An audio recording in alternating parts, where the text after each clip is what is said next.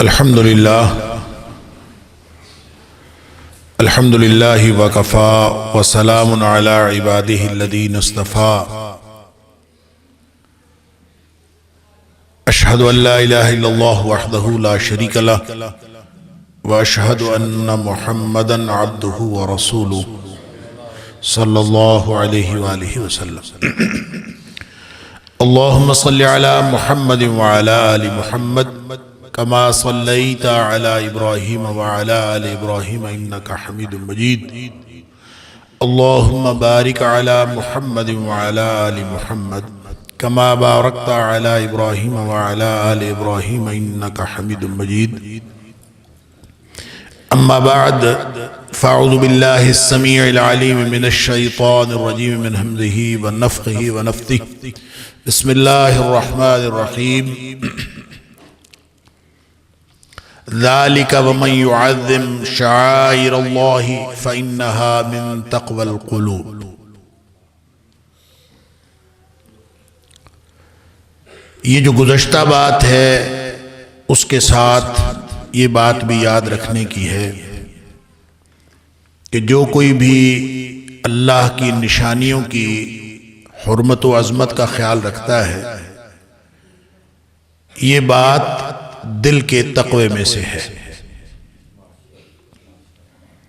صدق اللہ العظیم۔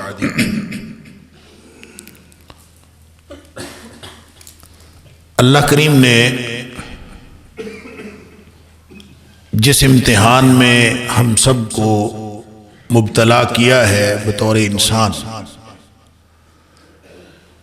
اس امتحان میں کامیابی کے لیے اپنے انبیاء کو مبعوث فرمایا ہے تاکہ وہ انسانیت کو کامیابی کا رستہ دکھائیں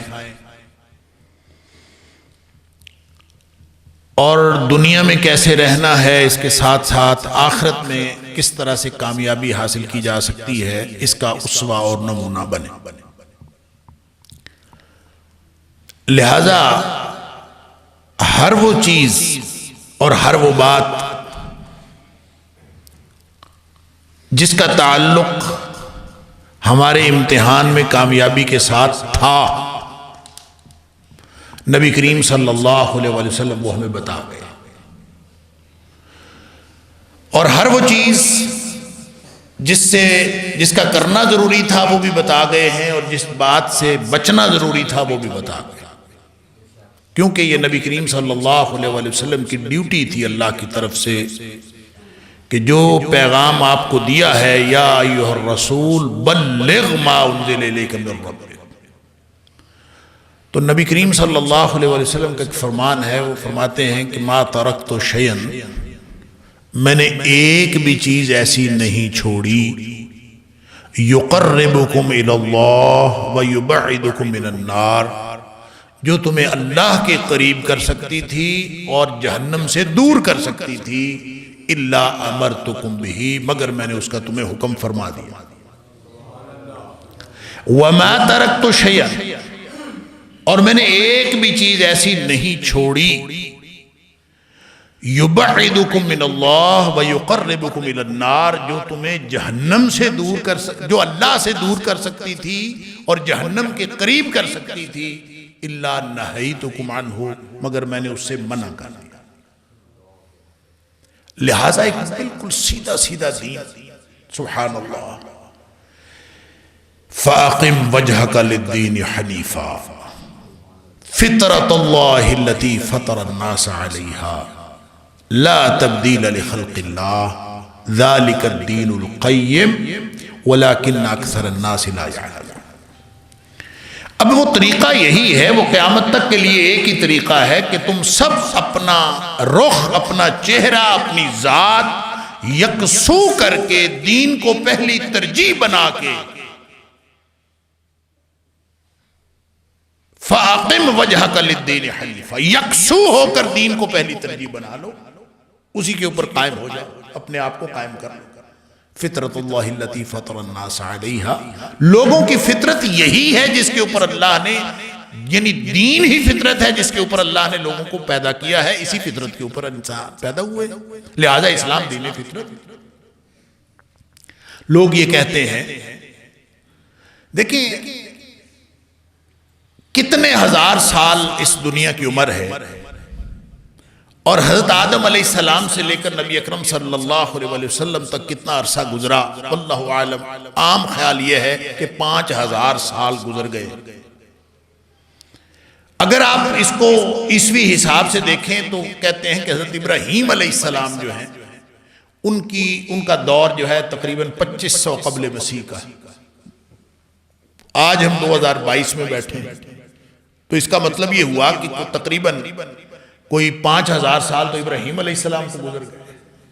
حقیقت بات یہ کہ یہ سارے قیافے کہ کتنا عرصہ گزرا، لیکن ایک بات یقینی ہے کہ نبی اکرم صلی اللہ علیہ وسلم جب اس دنیا میں تشریف لے آئے، اس سے پہلے کتنے انبیاء تھے، اس سے پہلے کتنا سلسلہ چلا، کون کون کس کس علاقے میں آیا، وہ ساری معلومات کے اندر کسی طرح کا شک ہو سکتا ہے، تاریخ کی کوئی غلطی ہو سکتی ہے، لیکن جو بات اللہ کے قرآن نے فرما دی یا نبی کریم صلی اللہ علیہ وسلم نے فرما دی، اس کے اندر تو کوئی کسی طرح کی بھی کوئی دوسری شک کی بات نہیں۔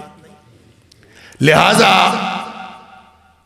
نبی اکرم صلی اللہ علیہ وسلم سے لے کر آج تک جب نبی پاک صلی اللہ علیہ وسلم طریقہ بتا دیا، دین بتا دیا، ہر چیز بتا دی، تو اس سے پہلے پتہ ہے اللہ فرماتا ہے کہ حالات یہ تھے کہ وَكُنْتُمْ عَلَى شَفَا حُفْرَةٍ مِّنَ النَّارِ، تم آگ کے گڑھے کے کنارے پہنچ چکے تھے، فَأَنْقَذَكُمْ مِنْهَا، اس سے اللہ تعالیٰ نے بچا لیا۔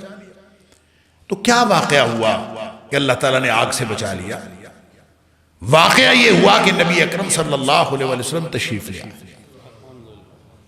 نبی پاک صلی اللہ علیہ وسلم کی تشریف آوری، اس نے انسانیت کو آگ کے گڑھے کے کنارے سے بچایا، اور وہ جو دشمنیاں تھی وہ ختم ہو گئیں۔ فَأَصْبَحْتُمْ بِنِعْمَتِهِ إِخْوَانًا، اللہ کی نعمت سے تم بھائی بھائی بن گئے، زمین پہ رونقیں لگ گئیں اللہ کے رسول صلی اللہ علیہ وسلم کے آنے کے بعد۔ پھر نبی پاک صلی اللہ علیہ وسلم اپنی پوری حیات طیبہ کے دوران وہ اللہ کا پیغام انسانیت تک پہنچاتے رہے جو ان کو، انسانوں کو جہنم سے بچ کر جنت میں جانے کے لیے ضروری تھا، وہ پیغام پہنچانے کے لیے آپ نے 23 برس لگا۔ پھر آپ نے پوچھا بھی اس کے بعد، خطبہ حجۃ الوداع کے موقع پر پوچھا بھی صحابہ کرام، حل بلغتکم، کیا میں نے پہنچا دیا ہے؟ یعنی وہ جو پیغام اللہ کی طرف سے ذمہ داری لگی تھی، وعلیکم السلام، تو کیا میں نے پہنچا دیا؟ حل بلغتکم، سب نے کہا قالوا بلا قد بلغت وادیت ونصحت، آپ نے صرف پہنچایا ہی نہیں، آپ نے تو خیر خواہی کا حق ادا کر دیا، انسانیت کی خیر خواہی کا حق ادا کر دیا کہ لوگ جہنم سے بچ کر جنت میں جانے والے بن جائیں۔ اب نبی اکرم صلی اللہ علیہ وسلم نے اللہ سے خیر گواہی لی، اللہم اشہد اللہم اشہد، اللہ تو بھی گواہ ہو جا، اللہ نے سرٹیفکیٹ دے دیا، الیوم اکملت لکم دینکم واتممت علیکم نعمتی ورضیت لکم الاسلام دینا۔ لیکن اس کے بعد نبی کریم صلی اللہ علیہ وسلم نے ایک بات ارشاد فرمائی، آپ نے فرمایا فَلْيُبَلِّغِ الشَّاهِدُ الْغَائِبَ، جو موجود ہیں نا یہ میرا پیغام ان لوگوں تک پہنچا دیں جو موجود نہیں ہیں۔ یہ پیغام پہنچانے کے لیے نبی کریم صلی اللہ علیہ وسلم نے امت کی ڈیوٹی لگا دی۔ اب وہ جو امت کی ڈیوٹی لگی ہے وہ پیغام پہنچانے کے لیے، وہ کہاں سے کون پیغام پہنچائے گا؟ جو پیغام حاصل کرے گا تو آگے پہنچائے گا۔ انسانیت کا فائدہ اس کے علاوہ کوئی کر ہی نہیں سکتا جب تک وہ اس علمی روایت سے نہیں جڑتا، جب تک اس کو یہ علم حاصل نہیں ہوتا۔ علم آپ حاصل کر لیں جہاں سے مرضی، علم تو حاصل ہو جائے گا۔ اور علم کی ڈیفینیشن کرنے والے کہتے ہیں کہ جو چیز آپ کو حقیقت کے بارے میں کوئی معلومات فراہم کرے وہ علم ہے۔ دنیا میں بہت ساری حقیقتیں، مغرب سے آنے والا علم، مشرق سے آنے والا علم، جیومیٹری کا علم، میتھمیٹکس کا علم، فزکس کا علم، کیمسٹری کا علم، ہر علم آپ کو کوئی نہ کوئی معلومات فراہم کرتا۔ لیکن وہ جو معلومات ہیں جو آپ کو حاصل ہوتی ہیں، اللہ اکبر، وہ معلومات اگر علم ہے، اگر اسی سے کامیابی حاصل ہوتی ہے، تو نبی کریم صلی اللہ علیہ وسلم کا دیا ہوا علم اور ان علوم میں کیا فرق ہے؟ فرق یہی ہے، یہ علوم آپ کو آخرت کی کامیابی کا پتہ نہیں بتاتے۔ ہو سکتا ہے دنیا میں آپ کامیاب ہو جائیں، کوئی بھی علم فائدہ دے سکتا ہے، کسی بھی طرح کا فائدہ ہو سکتا ہے، حتیٰ کہ آپ کوئی موسیقی کا علم سیکھ لیں، ہو سکتا ہے کہ وہ علم آپ کو کوئی اچھی آپ کی کو روزگار لگ جائے، وہ حلال ہے کہ حرام ہے یہ اگلی بات ہے، لیکن وہ کوئی نہ کوئی دنیاوی فائدہ تو دے سکتا ہے۔ آخرت کے اعتبار سے آپ بے شک ناکام ترین ہو جائیں اور اللہ نخواستہ جہنمی ہو جائیں، لیکن کوئی نہ کوئی فائدہ دنیا میں تو ہو سکتا ہے۔ آخرت میں کامیابی کی جو یقین دہانی ہے وہ صرف ایک علم کی ہے، اور وہ نبی کریم صلی اللہ علیہ وسلم کا دیا ہوا ہے۔ لہذا یہ جو علمی القائے نسبت ہے، یہ جو علمی روایت ہے، اس کے ساتھ جڑے بغیر کوئی شخص، اس علمی روایت کے ساتھ جڑے بغیر، جو علمی روایت نبی کریم صلی اللہ علیہ وسلم چھوڑ کے گئے ہیں، کوئی بھی شخص کامیاب نہیں ہو سکتا۔ اور وہ علمی روایت آگے بڑھانے والے کون ہیں؟ وہ آگے بڑھانے والے ہم دیکھتے ہیں کہ نبی کریم صلی اللہ علیہ وسلم کی جان نثار صحابہ کرام تھے، پھر ان کے بعد تابعین عظام تھے، پھر تبع تابعین تھے، ایک سلسلہ چلا ہے علماء کا، آج تک وہ کسی نہ کسی طور موجود ہیں الحمدللہ، اللہ کے رسول صلی اللہ علیہ وسلم کا پیغام پہنچانے والے۔ ہم ان کو کہتے ہیں یہ علماء ہیں، یہ اللہ کے دین کا علم، وہ نبی پاک صلی اللہ علیہ وسلم کا دیا ہوا علم، جس کے ذریعے انسانیت کی کامیابی یقینی بنتی ہے، علم آگے پہنچانے والے یہ علماء ہیں، جن کے بارے میں سرٹیفکیٹ نبی کریم صلی اللہ علیہ وسلم نے دیا، ان العلماء ورثۃ الانبیاء، یہ جو علماء ہیں یہ انبیاء کے وارث ہیں۔ اور پھر ساتھ فرما بھی دیا یہ وراثت کس چیز کی ہے، یہ نہ سمجھیے گا کہ انبیاء کی وراثت درہم و دینار ہوتا ہے، ہماری وراثت تو صرف مادی ہوتی ہے۔ ہم تو وراثت کی بات کرتے ہیں تو صرف مادے کی معاملات، جو جائیداد ہوتی ہے صرف وہی ہوتی ہے۔ تو ان الانبیاء لم یورثوا درہم ولا دینار، وہ کبھی درہم و دینار کی وراثت نہیں چھوڑتے انبیاء۔ انبیاء جو چھوڑتے ہیں ورثوا العلم، وہ علم کی وراثت دیتے ہیں۔ لہٰذا علم کی وراثت کے ورثاء کون ہیں؟ وہ علماء ہیں۔ یہ ایک چین ہے پوری، اور اس کے علاوہ جو کچھ ہے، اللہ اکبر، علم تو ہے۔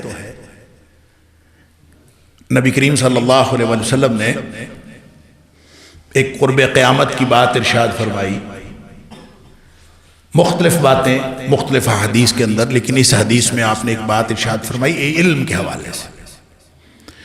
آپ فرمائی ان من اقتراب الساعہ، قرب قیامت کے معاملات میں سے ایک بات یہ بھی ہے۔ اس میں آپ نے جو چند باتیں فرمائی اس حدیث میں، پہلی تو بات فرمائی ان توضع الاخیار وترفع الاشرار، ایک نشانی قرب قیامت کی یہ ہے کہ بدترین لوگ جو ہیں وہ بڑے بڑے عہدوں پہ چلے جائیں۔ معاشرے میں جن کو عروج حاصل ہوگا، اللہ اکبر، وہ بدترین لوگ ہوں گے۔ اس کو دوسری حدیث میں نبی کریم صلی اللہ علیہ وسلم نے تحوت فرمایا، تحوت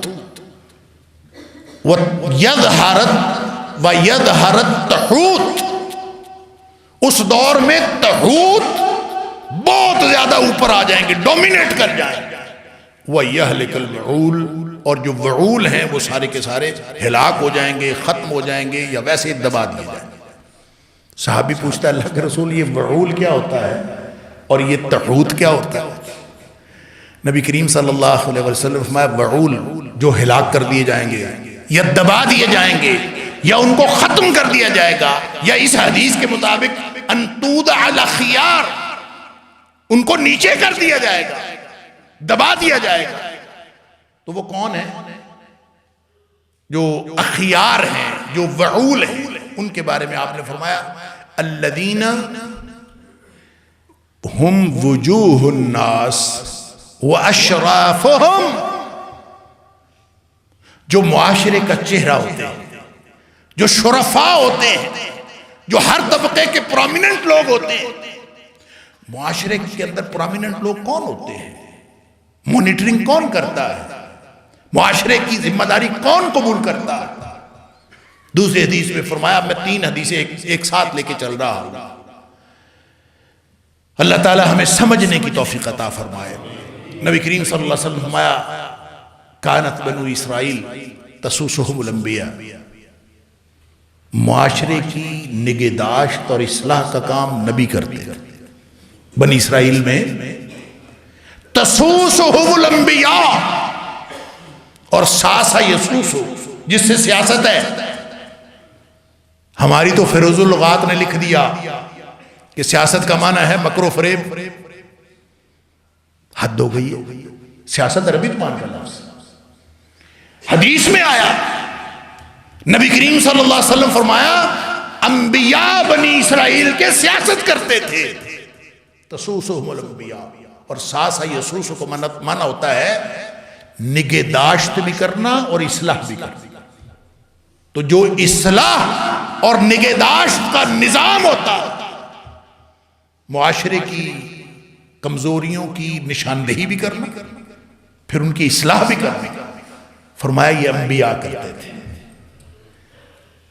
جب وہاں انبیاء کرتے تھے اور یہاں فرما دیا وَلَٰكِن لَا نَبِيَّ بَعْدِي، میرے بعد تو کوئی نبی نہیں ہونا، تو میرے بعد یہ کام کون کرے گا؟ ان العلماء ورثۃ الانبیاء، میرے بعد یہ کام علماء کرے. لہذا معاشرے کی اصلاح و نگہداشت اگر ہوتی ہے تو وہ علماء کے ذمے نبی کریم صلی اللہ علیہ وسلم لگا کے. یہی وہ علماء ہیں کہ ان من اقتراب الساعہ، قرب قیامت میں یہ ہوگا کہ ان توضع الاخیار وترفع الاشرار، بدترین لوگ اوپر چلے گئے اور جتنے اچھے لوگ تھے وہ نیچے آ گئے. اور وہ جو تظہرت و یظہرت تحوت فرمایا نا کہ تحوت ظاہر ہو جائیں گے. صحابی پوچھتا ہے اللہ کے رسول تحوت کیا ہے، اس دور میں کیا ظاہر ہوگا؟ فرمایا یہ تحوت وہ ہیں، اللہ اکبر، الذین کانوا تحت اقدام الناس، ان کو ہونا چاہیے تھا لوگوں کے قدموں کے نیچے. اصل مقام کیا تھا؟ تحت اقدام الناس، لوگوں کے قدموں کے بھی نیچے ہونا چاہیے تھا، وہ ہمارے اوپر بیٹھ گئے. وَلَا يَعْلَمُ بِهِمْ، ان کو تو کوئی جانتا ہی نہیں تھا اور ان کو جاننا چاہیے بھی نہیں تھا. لیکن کیا کیجئے کہ یہ قیامت کا زمانہ ہے، کوئی ایک فاحشہ ڈانس کرتی ہے راتوں رات وائرل ہوتی ہے، پوری دنیا اس کو جانتی ہے. کوئی اٹھتا ہے لاوا پاوا اٹھتا ہے، وہ ایک بکواس کرتا ہے، راتوں رات ہیرو بن جاتا ہے، اور وہ پھر اپنے ایک ایک پروگرام کا ایک ایک انٹرویو کا 1.5 2 لاکھ روپیہ لیتا ہے. نبی کریم صلی اللہ علیہ وسلم فرماتے ہیں یہ قرب قیامت تو پھر یہ ہوگا. ان من اقتراب الساعہ، یہ قرب قیامت کے معاملات میں سے یہ ہے. انا للہ و انا الیہ راجعون. ان توضع الاخیار وترفع الاشرار. اور ہم اس دور میں مجھے نہیں معلوم کہ ہم ہیں کہ نہیں، کیونکہ نبی کریم صلی اللہ علیہ وسلم نے جس بھی قیامت کے قریب کے دور کی نشاندہی فرمائی ہے اس کا حتمی تعین کرنا ممکن نہیں، ہم کر بھی نہیں سکتے، کیا جانا بھی نہیں چاہیے. ہو سکتا ہے امکان ہے یہی دور ہو سکتا ہے اس کے بعد آنے والا اور بھی زیادہ برا دور ہو. واللہ اعلم. اللہ کو جیسے نبی کریم صلی اللہ علیہ وسلم نے جب حضرت حذیفہ رضی اللہ تعالیٰ عنہ والی جو حدیث ہے اس میں جب انہوں نے پوچھا تھا نبی کریم صلی اللہ علیہ وسلم سے، خیر کا دور شر کا دور تھا، پھر آپ تشریف لائے، خیر آ گیا، کیا اس کے بعد بھی کوئی خیر کا دور ہے، کوئی شر کا دور ہے؟ آپ نے فرمایا ہاں ہے۔ اللہ کے رسول صلی اللہ علیہ وسلم کیا اس کے بعد بھی کوئی خیر کا دور ہے؟ آپ نے فرمایا ہاں خیر کا دور ہے، لیکن وہ خیر کلیئر نہیں ہوگا، فیہ دخن، اس میں دخن ہوگا۔ دخن کا لفظی معنی ہوتا ہے دھواں، دھندلکا، تو دھندلکے والا خیر ہوگا۔ دھندلکے والا خیر کیا؟ خیر ہے تو دھندلکا کیسا؟ دھندلکا ایسی صورتحال کو کہتے ہیں جب کوئی چیز نظر نہیں آتی، سمجھ نہیں آتی کہ کیا ہو رہا ہے، اس کو آپ نے فرمایا فیہ دخن، کنفیوژن ہے، ابہام ہے، پیچیدگی ہے، سمجھ نہیں آتی لوگوں کو۔ اس کو دوسری جگہ نبی کریم صلی اللہ علیہ وسلم نے یوں فرمایا بادروا بالاعمال فتنا کقطع اللیل المظلم، اندھیری رات کی طرح چھا جانے والے فتنوں کے آنے سے پہلے پہلے عمل کر لو۔ ظاہر ہے اندھیری رات کی طرح فتنے چھان جائیں گے تو اس وقت سمجھ نہیں آتی۔ مجھے نہیں پتا کہ ہم دھندلکے والے خیر میں ہیں یا اس کے بعد آنے والے دور شر میں ہیں۔ نبی کریم صلی اللہ علیہ وسلم نشانیاں بتا دیں۔ آپ نے فرمایا جو دھندلکے والا خیر ہے، صحابی پوچھتا ہے ما دخن ہو یا رسول اللہ کے رسول، اس کا دخن کیا ہے، دھندلکا کیا ہے، کنفیوژن کیا ہے، پیچیدگی کیا ہے، ابہام کیا ہے؟ آپ نے فرمایا کہ دخن اس کا یہ ہے کہ ائمۃ یہدون بغیر ہدی، پیشوائیاں ہو رہی ہوں گی، قیادتیں قیادت کر رہی ہوں گی، ائمہ لوگوں کو تبلیغ کر رہے ہوں گے، معاملات آگے چل رہے ہوں گے، لیکن وہ جو پیشوائی کی جا رہی ہوگی، وہ جو تعلیم دی جا رہی ہوگی، جو ہدایت کا کام کیا جا رہا ہوگا، وہ میری لائی ہوئی ہدایت نہیں ہوگی، وہ کہیں اور سے لائی ہوئی ہدایت ہوگی، میری لائی ہوئی ہدایت نہیں۔ لہذا کون سا علم؟ پھر اس کے بعد اگر تو یہ دخن والا خیر ہے تو پھر تو یہ حالات ہے، اور اگر اس کے بعد والا شر کا دور ہے، اللہ اکبر، تو اس کے بارے میں تو آپ نے فرمایا دعات الی ابواب جہنم، جہنم کے دروازوں کی طرف بلانے والے ہوں گے سارے داڑھی۔ من اجابہم الیہا قذفوہ فیہا، جو ان کی دعوت پر لبیک کہے گا وہ اس کو جہنم میں جا پڑے گا۔ اللہ معاف فرمائے کس دور میں پھنس گئے۔ تو فرمایا ان من اقتراب الساعة ان تودع الاخیار وترفع الاشرار۔ علماء کہاں ہے؟ عالم ہونا تو مسئلہ ہی نہیں رہا، مولوی کہہ کے جس نے اسلام کے خلاف جو بکواس کرنی ہوتی ہے وہ مولوی کو کر دیتا ہے کہ مولوی یہ ہے، مولوی یہ، اس لیے کہ بھڑاس نکالنے کے لیے موضوع اچھا، بھڑاس نکالنے کے لیے آپ مولوی کے خلاف بات کریں، جو دل کرتا ہے کر لیں، جو اسلام کے خلاف بھڑاس نکالنے کا دل کرتا ہے وہ مولوی۔ ان تودع الاخیار وترفع الاشرار، اور پھر کرنے والے کون ہیں؟ فرمایا وَيُفْتَحَ الْقَوْلُ وَيُخْزَنَ الْعَمَلُ، اس دور میں باتیں بہت ہوں گی، باتیں کرنے والے جتنے مرضی تقریریں کروا لیں، 2 گھنٹے کی، 4 گھنٹے کی ٹرانسمیشن کروا لیں، جو مرضی کروا لیں، کرنے والے بہت۔ یفتح القول، سبحان اللہ، بات کھل جائے گی۔ کیا مطلب؟ ہر طرف لوگ باتیں کرنے والے ہیں۔ میں جب یہ دیکھتا ہوں نا کہ یوٹیوب کے اوپر چینل اور فلاں اور جو آپ کلپ سنیں نا، وہ کہتا ہے پہلے میرا پیج لائک کریں، پہلے میرا یہ بیل آئیکن دبائیں، منتیں ترلے مجھے سنیں۔ ترلے کس بات کے؟ مجھے سنیں۔ یفتح القول ویخزن العمل، عمل سکڑ گیا، عمل کو تالے لگ گئے، عمل رکھ دیا گیا۔ قول ہے جتنا مرضی کرتے جائے، باتیں کروا لیں جس سے مرضی، چاہے موٹیویشنل سپیکر اس کو کہہ دیں، چاہے باتونی کہہ دیں، چاہے بگڑا ہوا بچہ کہہ دیں، چاہے سوارنے والا بچہ کہہ دیں، جو مرضی اس کا نام رکھ لیں۔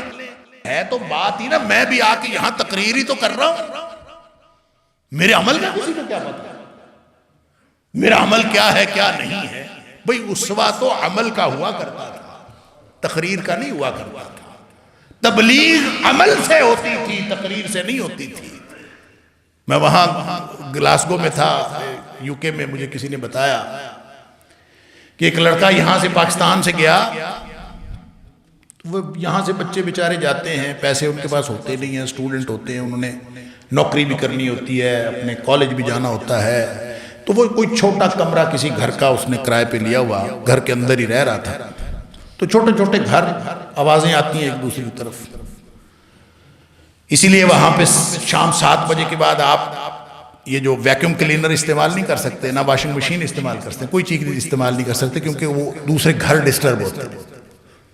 تو کہتے وہ بچہ بیچارہ نوکری بھی کرتا تھا، کالج بھی جاتا تھا، پھر نوکری کرتا، پھر شام کو آ کے سو جاتا، لیکن وہ کسی دینی گھر کا تھا، وہ فجر سے پہلے اٹھ جاتا، اٹھ کے وہ اپنے اللہ کے سامنے سجدہ ریز ہوتا، گڑ گڑاتا، اس کی گڑ گڑانے کی آوازیں ان کو جاتی، گھر والے انہوں نے رونے کی آوازیں سنی، وہ سارے اکٹھے ہو کے آ، کیا ایشو ہے، کیوں روتے ہو،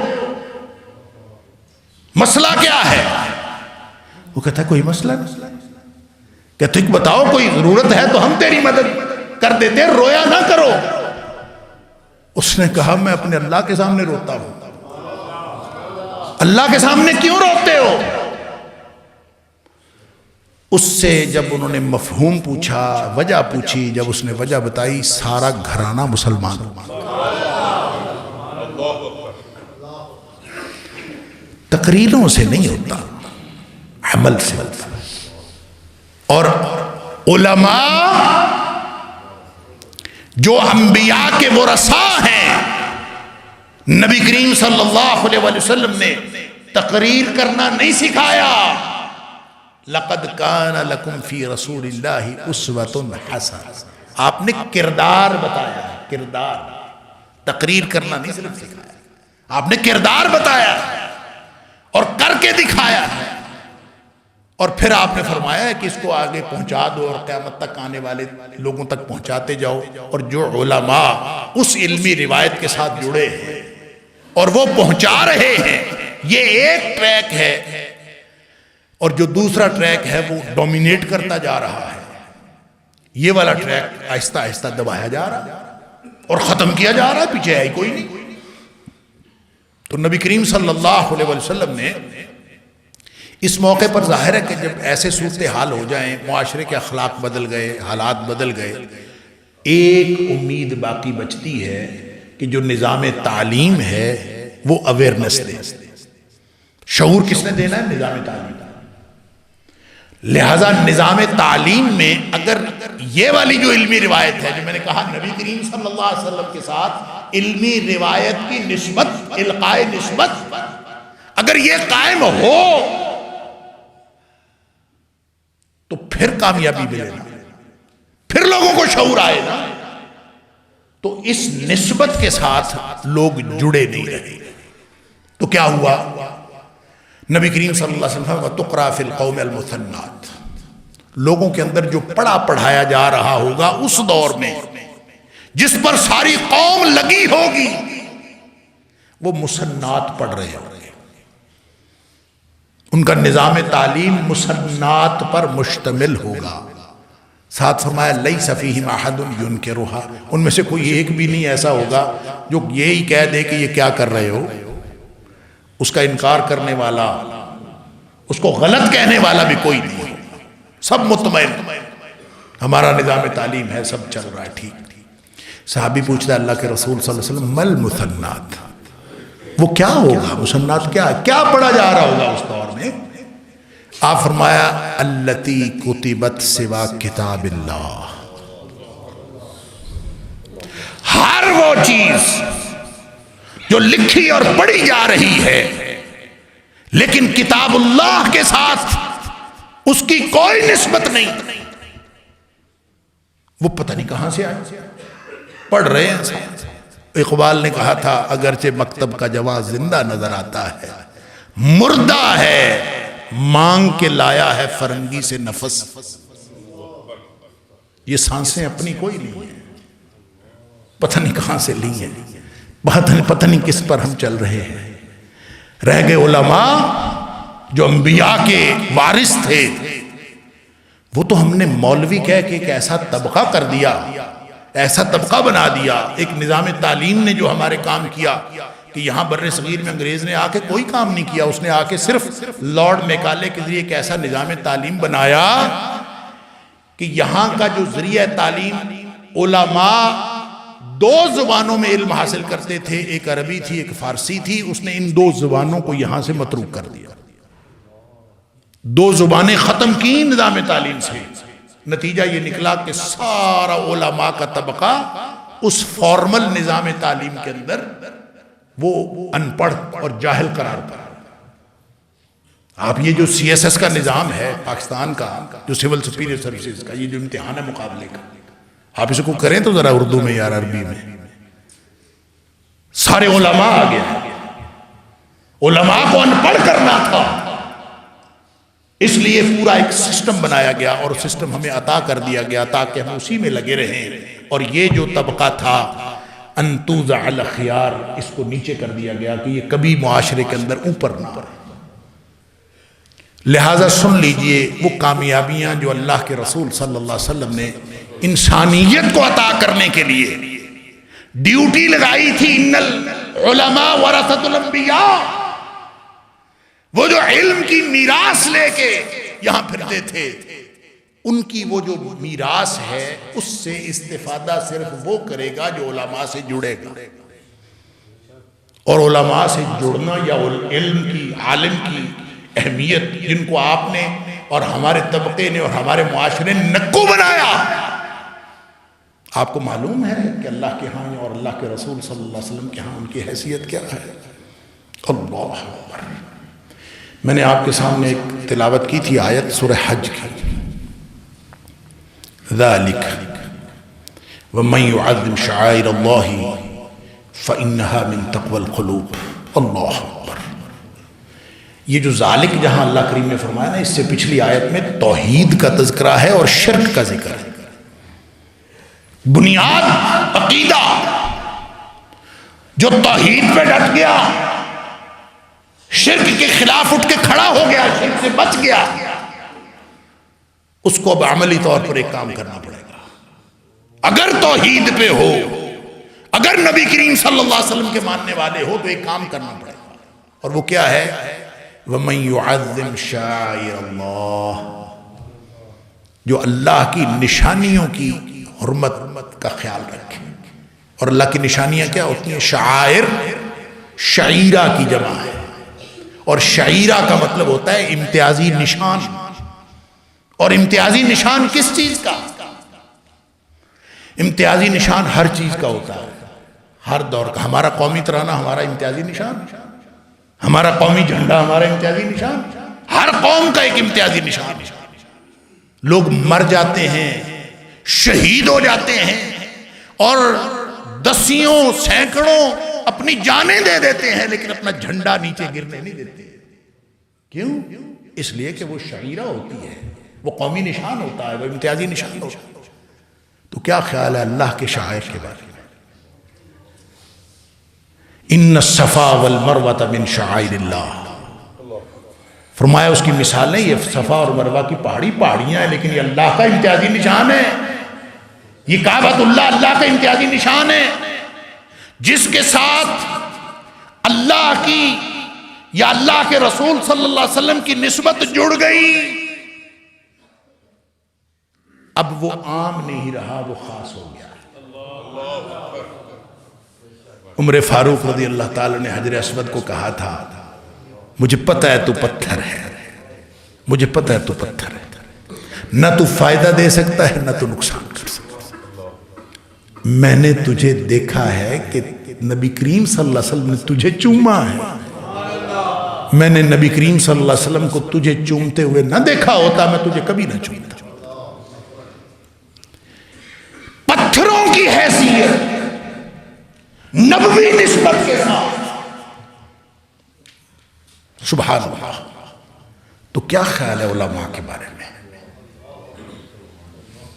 جن کی نسبت نبوی علوم ہیں جن کے دل میں نبی کریم صلی اللہ علیہ وسلم کی احادیث ہیں، جن کے دل میں اللہ کا قرآن ہے، جو اللہ کے رسول صلی اللہ علیہ وسلم کے دین کو لے کر آگے بڑھ رہے ہیں، ان علماء کے بارے میں تمہیں پتہ ہی نہیں ہے کیا؟ فرمایا انہوں نے تو زندگیاں گزاری ہیں، انہوں نے تو زندگیاں گزاری، انہوں نے تو زندگیاں گزاری، تم کبھی چل کے دیکھو اس رستے پر۔ نبی کریم صلی اللہ علیہ وسلم نے فرمایا جو جڑے گا نا کبھی عالم کے ساتھ، اس لیے جڑ کے دیکھو کہ میں نے عالم سے نبوی علم حاصل کرنا ہے، کبھی اس لیے جڑ کے دیکھو، صرف کسی عالم کے ساتھ قدم سے قدم ملا کے دیکھو، صرف اس نیت سے کہ میں نے یہ نبوی علوم سے نسبت رکھنے والا ہے، میں نے اس سے علم حاصل کرنا۔ اگر تم نے صرف اس نیت سے ایک عالم کے ساتھ اپنا تعلق بڑھانے کی کوشش کی، نبی کریم صلی اللہ علیہ وسلم فرماتے ہیں من سلک طریقا یطلب فیہ علما، کبھی زندگی میں کبھی ایک راستہ اختیار کر، کبھی ایک راہ پہ چل پڑو، لیکن نیت یہ ہو یطلب فیہ علما کہ مجھے اس سے کچھ علم حاصل ہو جائے، اس لیے چلے، تو فرمایا سلک اللہ بہ طریقا من طرق الجنہ، اللہ اس کے ذریعے اس کو جنت کے رستے پر لے جائے۔ کامیابی کے لیے نبی کریم صلی اللہ علیہ وسلم نے جو ہمیں اپنا ورثہ چھوڑا ہے، اس ورثے کو تو ہم نے نکو بنایا ہے، جس کے ساتھ ہماری کامیابی وابستہ تھی، جس کے ذریعے سے جنت کا راستہ ملنا تھا، ہم نے اس کے ساتھ کسی جڑاؤ کو، کسی تعلق کو۔ ابھی میں پچھلے دنوں ایک ورکشاپ پہ تھا، تو مختلف طبقائے فکر کے لوگ تھے، تو مجھے کسی نے پوچھا کہ یار وہاں پہ تو بڑا آپس میں آپ کا لائزون بنا ہوگا، آپس میں دوستیاں ہوئی ہوں گی۔ میں نے کہا ہاں ہوئی ہیں، لیکن جو ہمیں یہ ڈیٹرنس دی ہے، یہ اس کے ذریعے سے لوگ ہمارے قریب ہی نہیں آتے ہیں۔ لوگوں کو پتا مولوی یہ دیکھو نہیں آتا، یہ الگ بات ہے کہ بعد میں ان کو پتا چلے کہ یار کہ یہ بھی ہمارے انسانوں کی طرح عام انسان ہی ہے، یہ بات کی بات۔ میں ایک جگہ بیٹھا تھا، کوئی یہ میں نام نہیں لینا چاہتا، ایک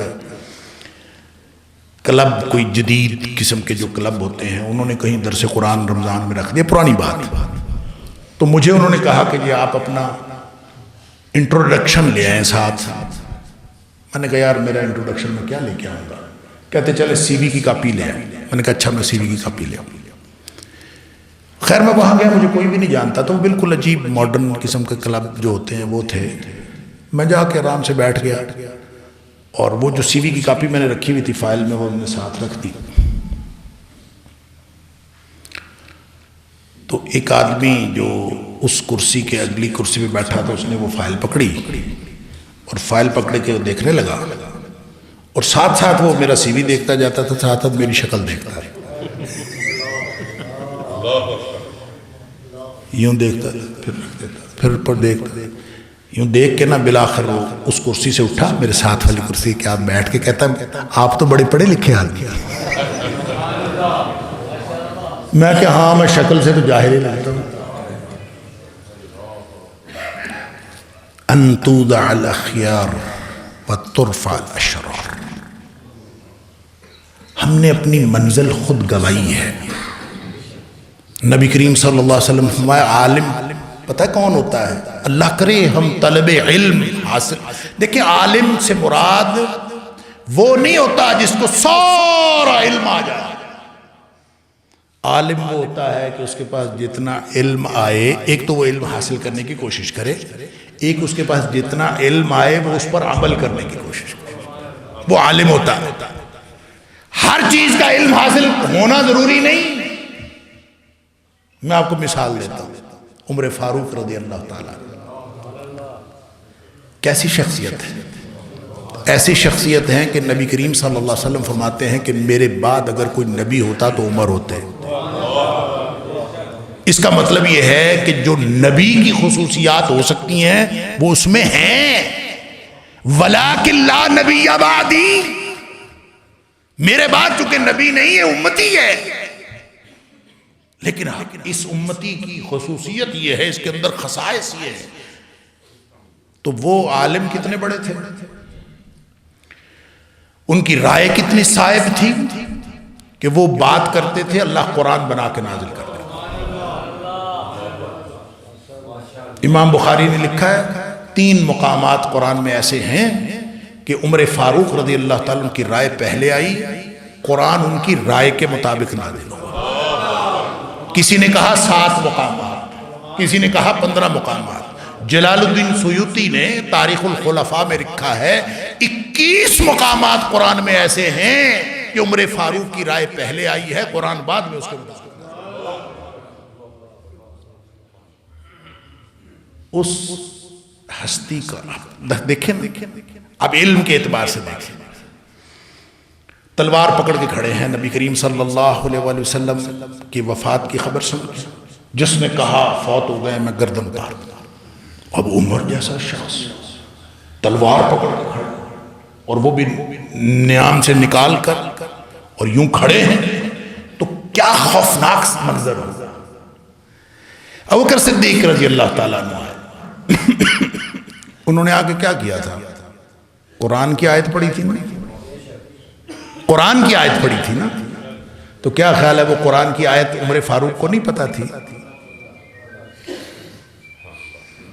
عمر فاروق کو پتا تھی نا، پڑھتے تھے نا، قرآن تو سارے پڑھتے تھے۔ عمر فاروق رضی اللہ تعالیٰ عنہ جیسا شخص گویا اس وقت ذہن میں مستحضر نہیں تھی، اور وہ سنائی آ کے ابوبکر صدیق رضی اللہ عنہ، ما محمد الا رسول صلی اللہ علیہ وسلم قد خلت من قبلہ الرسل افإن مات او قتل انقلبتم على اعقابکم۔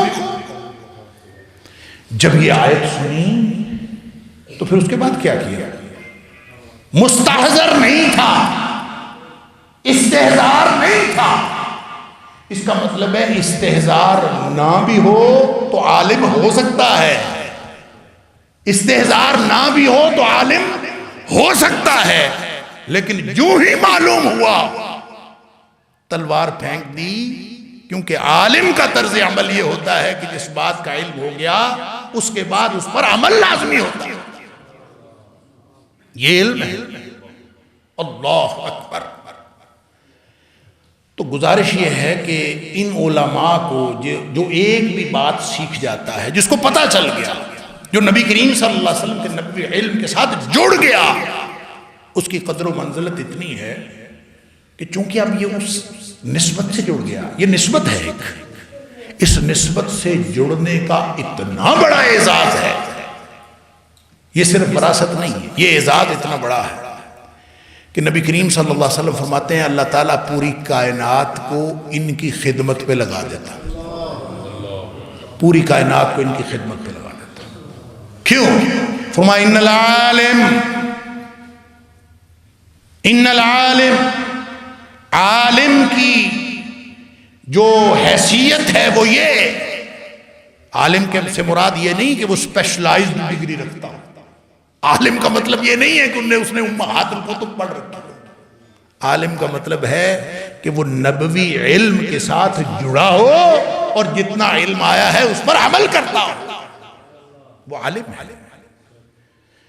اگر فرمایا جو عالم ہے لَيَسْتَغْفِرُ لَهُ مَنْ فِي السَّمَاوَاتِ وَمَنْ فِي الْأَرْضِ، اللہ پوری کائنات کو اس کے لیے دعا پر لگا دیتا ہے۔ چلو بھائی یہ جڑ گیا ہے میرے نبی میرے حبیب صلی اللہ علیہ وسلم کی نسبت کے ساتھ، یہ جڑ گیا، لہذا اب یہ کرو۔ فرمایا اس کے لیے زمین و آسمان کی ہر چیز دعائے مغفرت کرتی ہے۔ وَالْحِيتَانُ فِي جَوْفِ الْمَاءِ، فرمایا یہاں تک کہ سمندروں کی مچھلیاں سمندر کی تہ میں وہ بھی اس کے لیے دعائیں کر رہی ہوتی ان صرف انسان، فرشتے، جانور، جاندار نہیں، ہر چیز، من فی السماوات ومن فی الارض والحیتان فی جوفہ، بلکہ فرمایا کہ وَإِنَّ الْمَلَائِكَةَ لَتَضَعُ أَجْنِحَتَهَا رِضًا لِطَالِبِ الْعِلْمِ، اللہ اکبر،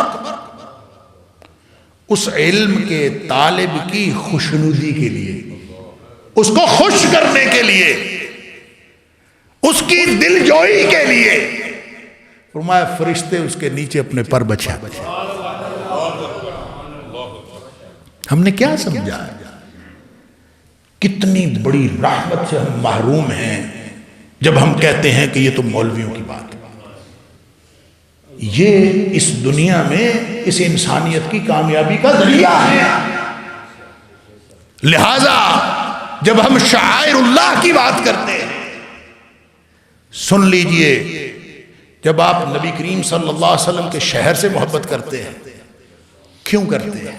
اصل معاملہ اس دنیا میں محبت، عزت، قدر صرف اللہ کی ہے، سمجھ لیجئے، اصل عزت صرف اللہ کی، اور ہر اس چیز کی جو چیز اللہ سے جڑ جائے۔ وَلِلَّهِ الْعِزَّةُ وَلِرَسُولِهِ وَلِلْمُؤْمِنِينَ، عزتوں حرمتوں کی ایک ترتیب ہے، سب سے پہلے اللہ کی عزت، پھر اللہ کے رسول صلی اللہ علیہ وسلم کی عزت۔ اور اللہ کے رسول کی عزت بھی کیوں ہے؟ لِرَسُولِهِ، وہ چونکہ اس کا بھیجا ہوا ہے، وہ چونکہ اس کا بھیجا ہوا ہے، ہماری جان بھی قربان ہے، وہ اس کا بھیجا ہوا ہے، ہماری جان قربان ہے۔ اس خانوادہ رسول کے جتنے بھی لوگ ہیں، امہات المومنین ہیں، اس خاندان کے جتنے لوگ ہیں، ان کی کیا حیثیت ہے؟ ان کی یہ حیثیت ہے کہ وہ ہماری آنکھوں کے تارے ہیں، ان کی محبت ایمان کا حصہ ہے۔ کیوں؟ اس لیے ایمان کا حصہ ہے کہ یہ اللہ کے حبیب کے رشتہ دار ہیں، لہٰذا نسبتیں جوڑتے جائیے۔ مسجد سے کیوں محبت ہے؟ اس لیے اللہ کی توحید کا مرکز ہے۔ کعبہ سے کیوں محبت ہے؟ اللہ کا گھر ہے۔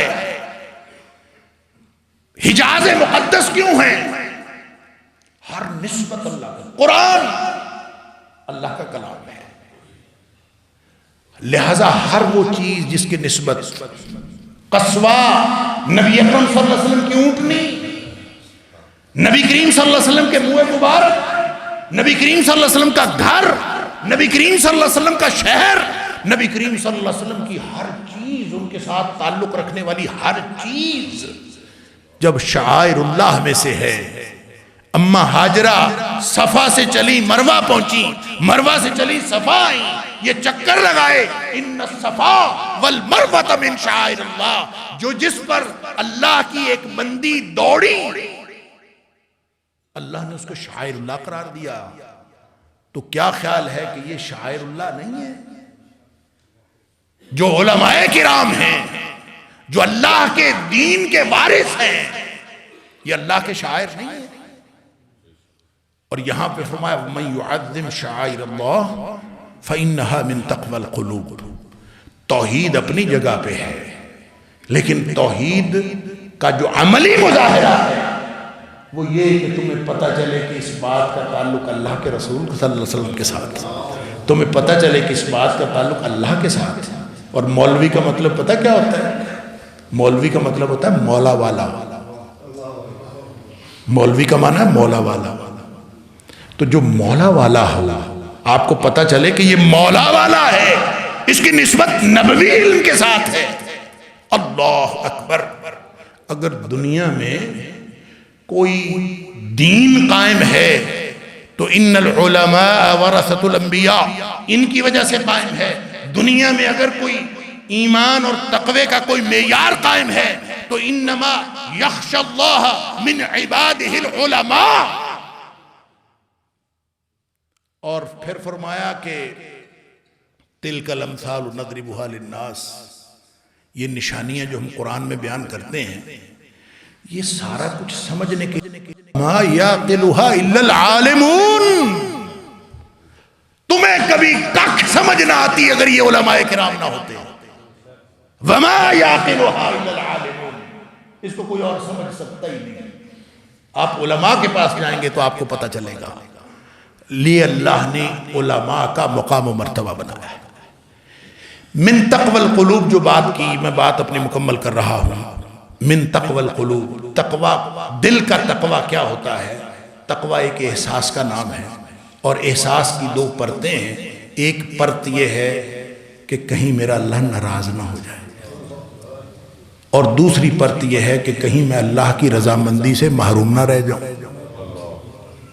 ہر دم اللہ کی ناراضگی سے بچنے کا شدید احساس، اور ہر دم اللہ کی خوشنودی حاصل کر لینے کی شدید تڑپ، اس کا نام تقویٰ ہے. اور یہ ایک زندگی گزارنے کا ترجیحی نقطہ ہے. زندگی کیا کس بات پر گزارنی؟ کہ مجھ سے کوئی گناہ سرزد نہ ہو جائے، کیونکہ اس سے اللہ کی ناراضگی کا خطرہ ہے.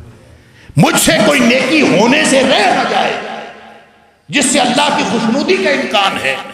جو اس تڑپ کے ساتھ زندگی گزارتا ہے یہ الگ بات ہے، قرآن کی سمجھ بھی اسی کو آتی ہے، بصیرت بھی اسی کی ٹھیک ہوتی ہے. ان تتقوا اللہ یجعل لکم فرقانا، تمہاری بصیرت، تمہاری سمجھ درست اس وقت ہوتی ہے جب تم دل میں یہ ترجیحی نقطہ قائم کرو گے. ھدی للمتقین، قرآن اس وقت سمجھ میں آنا شروع ہوگا جب دل میں یہی ترجیحی نقطہ ہوگا. جب تک یہ احساس پختہ نہیں ہوتا یوں سمجھے ہم ہدایت سے محروم ہیں. تو فرمایا اگر ہے نا تو پھر ایک کردار ڈیولپ ہوتا ہے. اگر ترجیحی نقطہ زندگی کا یہ ہے تو ایک کردار ڈیولپ ہوتا ہے. اور وہ کردار کیا ڈیولپ ہوتا ہے؟ کہ من يعظم شعائر اللہ فإنها من تقوی القلوب. جس کے دل میں یہ ترجیحی احساس ہو، جس کی زندگی کا ترجیحی نقطہ یہ ہو کہ میں نے اللہ کو راضی کرنا ہے، اللہ کی ناراضگی سے بچنا ہے، جس نے زندگی اپنی اس ترجیحی نقطے پر قائم کی ہوئی ہو، وہ تو پھر اللہ کے نشانیوں کی حرمتوں کا خیال کرتا ہے، وہ اس کی تعظیم کرتا ہے. من يعظم شعائر اللہ. اور سورہ مائدہ میں فرمایا لا تحلوا شعائر اللہ، اللہ کی حرمتوں کو پامال نہ کرنا. اور وہاں اللہ کی حرمتوں میں کیا کیا چیز ڈسکس کی؟ اللہ اکبر. ولا الشہر الحرام ولا الہدی ولا القلائد. قربانی کے جانور بھی اللہ کی نشانیاں ہیں، حرمت والا مہینہ بھی اللہ کی نشانیوں میں سے ہے. ولا آمین البیت الحرام. یہ جو حاجی حج کا ارادہ کر کے گھر سے چل پڑتا ہے یہ بھی اللہ کی نشانیوں میں سے نشانی ہے. اللہ تعالیٰ مجھے اور آپ کو، ہم سب کو ہر اس چیز کی قدر کی توفیق عطا فرمائے جس کی نسبت نبی کریم صلی اللہ علیہ وسلم کے ساتھ ہے اور جس کی نسبت اللہ کے ساتھ ہے. اور یہ نسبتیں دکھانے والے، یہ نسبتیں سکھانے والے، یہ دین سمجھانے والے، ہدایت کا رستہ دکھانے والے انبیاء کے وارث علماء کرام ہیں. اللہ ہمیں ان کی قدر کرنے کی توفیق عطا فرمائے. وآخر دعوانا ان الحمدللہ رب العالمین.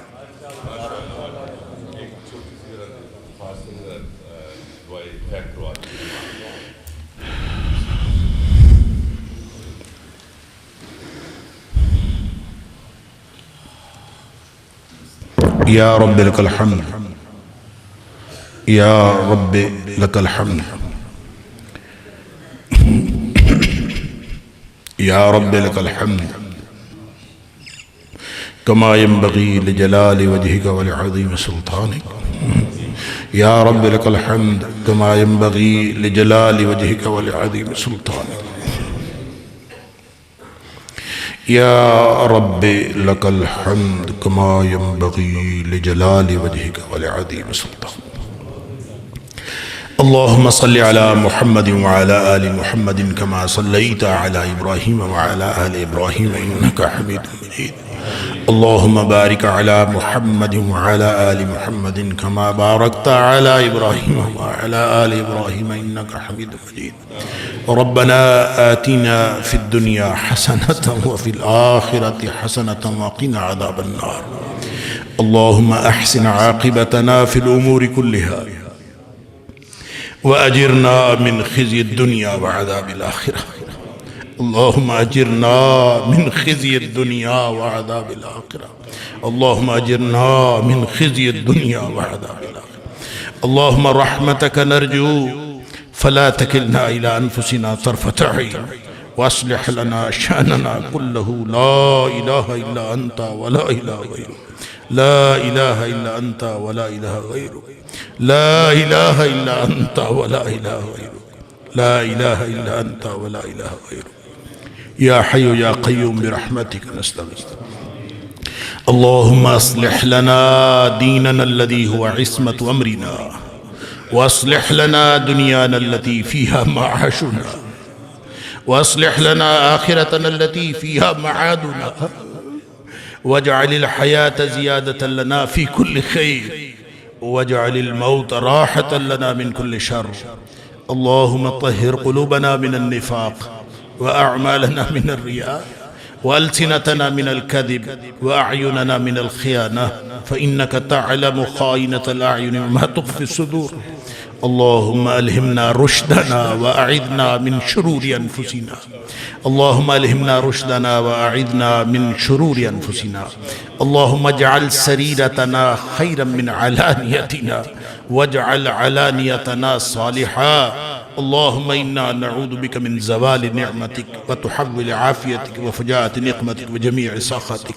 اللهم إنا نعوذ بك من جهد البلاء ودرك الشقاء وسوء القضاء وشماتة الأعداء. اللهم اكفناهم بما شئت وكيف شئت واصرف عنا كيدهم وشرهم. اللهم إنا نجعلك في نحورهم ونعوذ بك من شرورهم. اللهم اشف مرضانا ومرضى المسلمين. اللهم اشف مرضانا ومرضى المسلمين. أذهب البأس رب الناس واشف أنت الشافي. اللهم اشف كل مرضانا شفاء كاملا عاجلا. اللهم اشفنا كلنا شفاء كاملا عاجلا. اللهم اشف أنت الشافي لا شفاء إلا شفاؤك شفاء لا يغادر سقما. اللهم إنك عفو كريم تحب العفو فاعف عنا. اللهم إنك عفو تحب العفو فاعف عنا. اللهم إنك عفو تحب العفو فاعف عنا. اللهم اغفر لنا ذنوبنا كله دقه وجله وأوله وآخره وعلانيته وسره. اللہ تو ہمارے گناہ معاف کر دے. اللہ تو معاف کرنے والا ہے، معافی کو پسند کرتا ہے. اللہ ہم تیرے گھر میں بیٹھے ہیں، تیرے سامنے ہاتھ پھیلائے تجھ سے معافی کے طلبگار ہیں. اللہ تو ہمارے سارے گناہ معاف کر دے. اللہ اگلے پچھلے گناہ معاف کر دے، چھوٹے بڑے گناہ معاف کر دے، علانیہ پوشیدہ گناہ معاف کر دے، انفرادی اجتماعی گناہ معاف فرما دے. اللہ ملت اسلامیہ کے گناہوں کو معاف فرما دے. اللہ ہمارے اہل خانہ کو معاف کر دے. اللہ ہماری اولادوں کو معاف فرما دے. ہمارے دوست احباب کو معاف کر دے. ہمارے رشتہ داروں کو معاف کر دے. اللہ ہمارے آبا و اجداد کی مغفرت فرما دے. اللہ تمام مرحومین کی مغفرت فرما دے. اللہ ہماری بقیہ زندگی اپنی رضا اور اپنی پسند کے مطابق بنا لے. اللہ ہمیں اور ہماری اولادوں کو، ہماری قیامت تک آنے والی نسلوں کو اپنے دین کا سچا خادم بنا دے. اللہ ہماری نسلوں میں سے کوئی جہنمی پیدا نہ فرمانا. اللہ ہماری اگلی پچھلی نسلوں کو جنتی لکھ دے. اللہ ہماری اگلی پچھلی نسلوں کو جنتی لکھ دے. اللہ جتنے بھی بے اولاد ہیں ان کو نیک اولاد نرینہ عطا فرما. اللہ جتنے بھی صاحب اولاد ہیں ان کو اولاد کی طرف سے ہر قسم کی پریشانی دور فرما. اللہ ہماری اولادوں کی اصلاح فرما دے. اللہ ہماری اولادوں کی حفاظت فرما. اللہ ہماری اولادوں کو ہمارے آنکھوں کی ٹھنڈک بنا دے. اللہ ہمیں اور ہماری اولادوں کو، ہماری قیامت تک آنے والی نسلوں کو متقین کا امام بنا دے. اللہ دکھیوں کے دکھ دور فرما دے. اللہ جن بچے بچیوں کے رشتوں کی پریشانیاں ہیں، تو اللہ جلد از جلد عزت آبرو کے ساتھ بہترین رشتوں کا بندوبست فرما دے. اللہ سب کی عزت آبرو قائم رکھنا. اللہ عزت آبرو کے ساتھ بہترین رشتوں کا بندوبست فرما دے۔ اللہ جن بچے بچیوں کی صحت کی پریشانیاں ہیں وہ بھی دور فرما دے۔ اللہ جن کی تعلیم کی پریشانیاں اللہ وہ بھی دور فرما دے۔ اللہ جن کے گھر بار کی پریشانی ہے وہ بھی دور فرما دے۔ اللہ جن کے کاروبار کی پریشانیاں وہ بھی دور فرما دے۔ اللہ تمام پریشان حال لوگوں کی پریشانیاں دور فرما دے۔ اللہ تمام پریشان حال لوگوں کی پریشانیاں دور فرما دے۔ اللہ تمام بیماروں کو شفاء کاملہ و عاجلہ عطا فرما دے۔ اللہ تمام مقروضوں کو قرض سے نجات عطا فرما دے۔ اللہ قرض کی ادائیگی کا بندوبست خزانہ غیب سے فرما دے۔ اللہ مشکوک روزی اور رزق حرام سے بچا لے۔ اللہ مشکوک روزی اور رزق حرام سے بچا لے۔ اللہ رزق حلال وافر عطا فرما دے۔ اللہ دنیا آخرت کی ہر طرح کی محتاجیاں دور فرما دے۔ اللہ دنیا آخرت کی ہر طرح کی خوشحالیاں عطا فرما دے۔ اللہ دنیا آخرت کی ہر طرح کی رسوائیوں سے بچا لے۔ اللہ دنیا آخرت کی ہر طرح کی رسوائیوں سے بچا لے۔ اللہ دنیا آخرت کی ہر طرح کی عزتیں عطا فرما۔ اللہ پوری دنیا میں مظلوم مسلمانوں کی مدد فرما۔ اللہ بلاد اسلامیہ کی حفاظت فرما۔ اللہ ملک پاکستان کی حفاظت فرما۔ اللہ ہمیں دینی حمیت اور ملی غیرت رکھنے والے حکمران عطا فرما۔ اللہ ملک پاکستان کی حفاظت فرما۔ اللہ ہم سب کو ایک ملت بننے کی توفیق عطا فرما۔ اللہ اسلام اور مسلمانوں کے دشمنوں کو نیست و نابود فرما۔ اللہ اسلام اور مسلمانوں کے دشمنوں کو نیست و نابود فرما۔ اللہ ہماری دنیا بھی بہترین کر دے۔ اللہ ہماری آخرت بھی بہترین کر دے۔ اللہ ہم سب کو جنت الفردوس کے اندر اکٹھا فرما دے۔ اللہ ہم سب کو جنت الفردوس کے اندر اپنے حبیب صلی اللہ علیہ وآلہ وسلم کا ساتھ نصیب فرما دے۔ اللہم وفقنا لما تحب وترضى اللہم وفقنا لما تحب وترضى ربنا تقبل منا انك انت السميع العليم وتب علينا انك انت التواب الرحيم وصلى الله تعالى على خير خلقه محمد وعلى اله وصحبه اجمعين آمين آمين برحمتك